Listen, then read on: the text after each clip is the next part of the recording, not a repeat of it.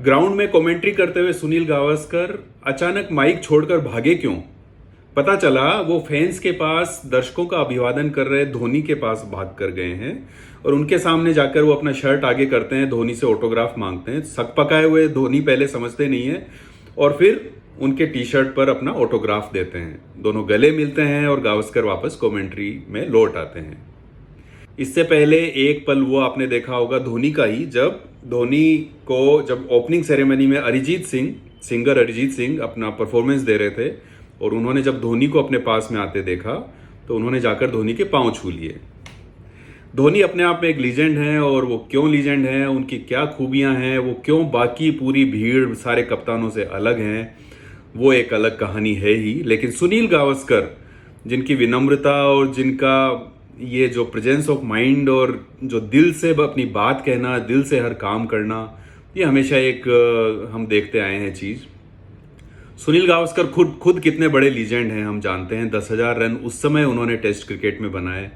इसके अलावा वनडे में उन्होंने 3,000 से ज़्यादा रन बनाए और हम उस दौर के लोग हैं, हम उस दौर के सारे दर्शक हैं जब हमने देखा है कि किस तरह से वो बिना हेलमेट के सिंपल केप पहन के आते थे और माइकल होल्डिंग और मार्शल की तूफानी गेंदें जो आपके चेहरे पे या शरीर पे कहीं लग जाए तो आपका लहूलुहान होना तय है।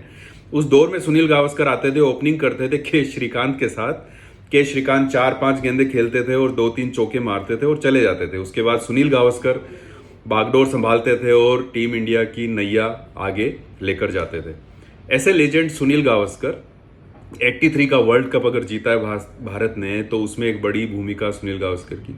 ऐसे सुनील गावस्कर अपनी दिल से की जाने वाली चीज़ों के लिए जाने जाते हैं। पिछले दिनों आपको ध्यान होगा भारत ने एक मैच जीता था तो किस तरह से वो सीमा के बाहर, फैंस के बाहर बच्चों की तरह उछल रहे थे और नाच रहे थे। आपने वेस्ट इंडीज़ में होने वाली क्रिकेट सीरीज आपको याद होगी। इन दिनों तो मुझे लगता है काफ़ी टाइम हो गया ऐसी कोई सीरीज हुए, पर वेस्ट इंडीज़ में जब भारत जाता था तो आप उनको दर्शकों के बीच, यूं भी वो काफ़ी लोकप्रिय हैं कैरेबियन द्वीपों में, दर्शकों के बीच किस तरह से वो कैलिप्सो की धुन पे नाचा करते थे, आपको याद होगा। इस पूरे वाकये के बाद जब स्टूडियो में सुनील गावस्कर से पूछा गया कि ये अचानक कैसे क्या, तो सुनील गावस्कर ने कहा कि धोनी ने देश को कितना कुछ दिया है, क्या कुछ नहीं दिया है।